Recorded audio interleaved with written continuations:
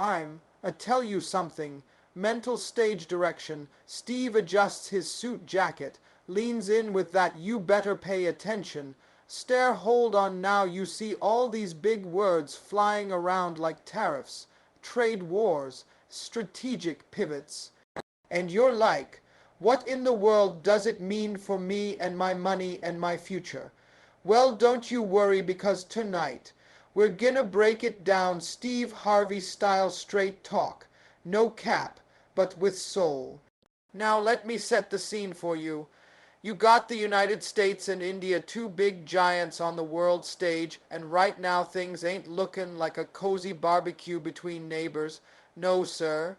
This is more like that family reunion where Cousin Joe showed up with his hands in everybody's potato salad, and now folks are arguing. Mental stage direction. Steve raises an eyebrow over the crowd, the headline. The U.S. slapped 50% tariffs on Indian goods, yeah, 50%. That's half the value just tacked on like it's a late night infomercial price hike. This is the steepest tariff the U.S. has ever placed on a major partner, and guess what triggered it? It's tied to India's continued importation of Russian oil, which the U.S. calls a national security issue and a policy they just don't like. Reuters now look at me when you're selling goods into another country.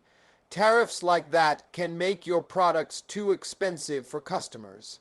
That's millions of workers in sectors like textiles, gems, jewelry, furniture, shrimp, and more suddenly looking at uncertainty. Experts say exports to the U.S. could drop almost in half because of these tariffs. The Indian Express, but I tell you something else that'll make you gasp. This ain't just about economics, it's about diplomacy, baby. This tariff doesn't just hit wall. It sends a message. And India's not just sitting still. They've been talking trade, trying to smooth things over and maybe strike a deal that makes both sides feel good. Odge tack, but hold up mental stage direction. Steve leans back and silently stares directly into the camera like, are you kidding me right now? We ain't even gotten to the part that's twisting everyone's faces up like a sour lemon yet. The immigration side of this drama. We're talking H-1B visas. That's the pathway millions of skilled Indian professionals have used to come work in the United States, especially in tech. In 2025, the U.S. government under President Trump put $100,000 fee on new H-1B visa applications. That's not a typo, $100,000. Now think about that for a minute. That's not like adding extra toppings on your pizza. That's like buying the whole pizza place. The Economic Times, this massive fee hike has thrown the global tech workforce into a frenzy. Indian IT firms, the ones sending thousands of engineers and developers to U.S. projects, are now facing costs they never dreamed of. And that isn't just corporate numbers. That affects real people and their families who dreamed of building a future abroad, paying rent, buying homes, sending kids to school, now wondering if it's even worth it anymore. Mint now, all of this tariffs and visa fees, it's like one big house rule change in the middle of a championship game. And just like in those family reunions where old grudges resurface, India didn't like being punished so hard. Instead of hyping up a feud, New Delhi has been saying, hey, we're trying to secure energy for one. 4 billion people, don't shoot the messenger. The Express Tribune mental stage direction. Steve shakes his head slowly. I'm staring at the camera like you're like, we really just put a 50% tariff on one of the world's fastest growing economies over imported oil and quadrupled fees for skilled workers.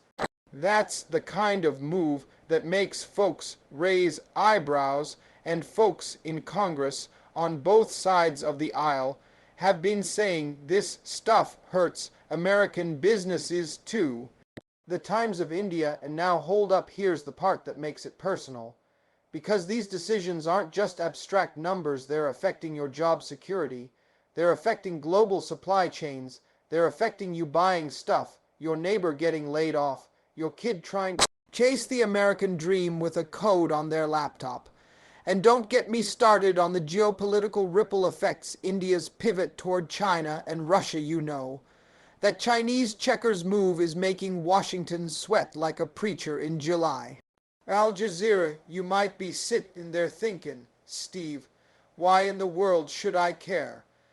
Well, I tell you, when two economic powerhouses start throwing tariff tantrums and immigration fees like they're baseball bats, that affects global prices, jobs, and international alliances. It's like when cousins start fighting at that family potluck.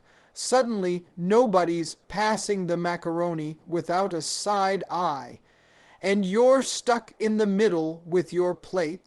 So keep watching Cause in Part 2. We're gonna peel back the layers. Why this all exploded, what's really driving these escalating tensions, and how the chess pieces are moving around the world right now.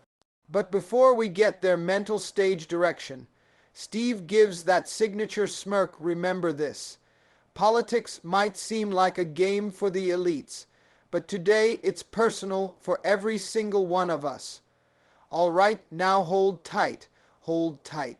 Mental stage direction. Steve takes 2 steps, straightens the suit, looks at the camera like somebody just said something real reckless. I told you we were gonna come back and open this thing up. And now we're in the part where folks stop yelling and start asking, okay, Steve, but why is all this happening? I'm tell you something, this didn't just fall out the sky like a bad rainstorm. This is years of tension finally boiling over like greens left on the stove too long. Now look at me, this 50% U.S. tariff on Indian goods didn't come from nowhere. This is what Washington is calling a reciprocal trade response.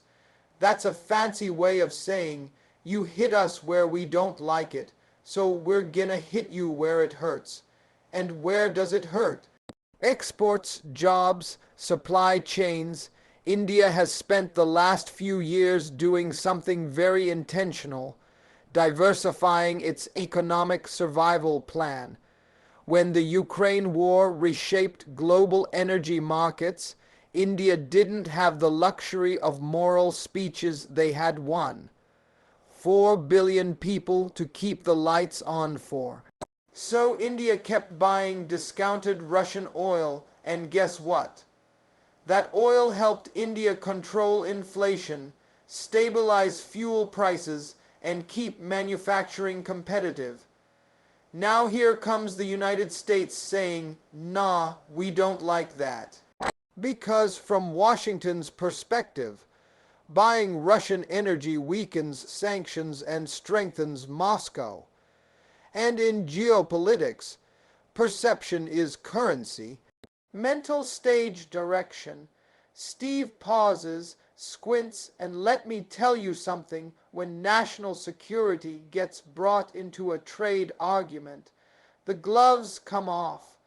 But here's where it gets tricky. India wasn't just sitting around waiting to be scolded. They've been quietly strengthening energy and defense ties with Russia, while simultaneously expanding trade and manufacturing cooperation with China. This is what analysts are calling the Chinese checkers move. Not chess, because chess is direct. This is hopping pieces, shifting alliances, avoiding traps. China benefits because India's manufacturing capacity helps offset Western supply chains pulling away from Beijing. Russia benefits because India keeps energy money flowing. And India benefits because it refuses to be boxed into any single power block. Now look at me, mental stage direction. Steve slowly shakes his head. That right there is what makes Washington uncomfortable. Because for decades the U.S. saw India as a natural counterweight to China in Asia. But now India's saying, I'll work with you, but I won't work for you. That tension spills straight into trade. Let's talk agriculture, because this is where people stop paying attention and should start listening. The U.S. has been pushing for greater access for genetically modified crops in the Indian market, especially corn and soy. India has consistently resisted this, citing food safety, farmer livelihoods, and domestic political backlash. And when you combine that with India's push for local manufacturing under Make in India, U.S. exporters feel locked out. So what happens? Tariffs become leverage. And don't forget steel, aluminum, pharmaceuticals, and IT services industries where India competes aggressively with American firms. Tariffs don't just punish governments, they reshape corporate behavior, forcing companies to rethink where they build, who they hire, and how much things cost. Now let's talk about the elephant tap, dancing in the room that $100,000 visa fee. Mental stage direction. Steve puts his hand on his chest like he just heard a scandal that moves sent shockwaves through Silicon Valley, corresponding to a policy shift toward domestic labor protection. The administration's argument, if you want to bring foreign workers, you're gonna pay premium. But here's the real-world effect. Indian IT giants suddenly have to reconsider U.S. contracts. Startups lose affordable talent pipelines, and skilled professionals start asking, is America still the opportunity it used to be? And here's where the politics meets the personal, because innovation doesn't like friction. Tech doesn't like walls, and when you make talent too expensive, it doesn't disappear, it just moves somewhere else. Canada, Europe, the Gulf, even back home to India's expanding tech corridors. Now deep breath, because we still gotta talk about Pakistan. The recent India-Pakistan ceasefire, brokered with Trump's involvement, temporarily cooled tensions along the border. On paper, that looks like diplomacy working, but in reality, it put India in a position where U.S. influence became visible, and India, historically, does not like outside mediation on regional security. Mental stage direction. Steve stares into the camera, silent for a beat that matters, because sovereignty is emotional. And when you combine trade pressure, immigration restrictions, and diplomatic spotlight, a proud nation starts looking for new lanes. So when you hear people saying, India is overtaking the U.S., don't misunderstand. This isn't about GDP rankings alone. This is about strategic autonomy.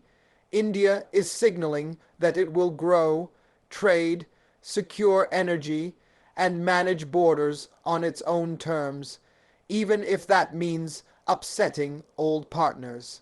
And the U.S., it's betting that pressure will bring compliance.